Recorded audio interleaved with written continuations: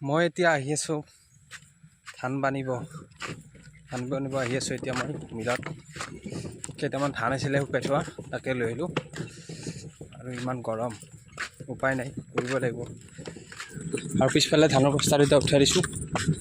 আৰু আহি আছোঁ লাহে লাহে আৰু ফাইনেলি মিল পাই গ'লোঁ বেলেগৰ ধান বানি আছে মই অকণমান এনেই ঘূৰা ঘূৰি কৰি দিলোঁ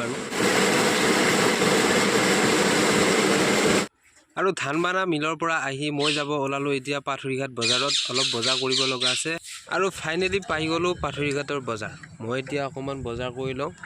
আপোনালোকে চাই থাকিব ভিডিঅ'টো আৰু এইফালে মই সয়াবিন আলু দালি চেনি চাহপাত জিকা ভোল কিবা কিবি এসোপামান লৈ ল'লোঁ আৰু এতিয়া মোৰ বজাৰ কৰা হৈ গ'ল আৰু এখন দোকান দেখিলোঁ ধুনীয়া কিবা কিবি আছে দেখোঁ চাহ খাব মন গ'ল সেইবাবে মই একাপ চাহ খাই ল'লোঁ আৰু আজিলৈ ভিডিঅ'টো এইখিনিয়ে আছিলে আপোনালোকে ভিডিঅ'বিলাক চাই থাকিব লাইক কৰিব কমেণ্ট কৰিব আৰু ফ'ল' কৰি দিব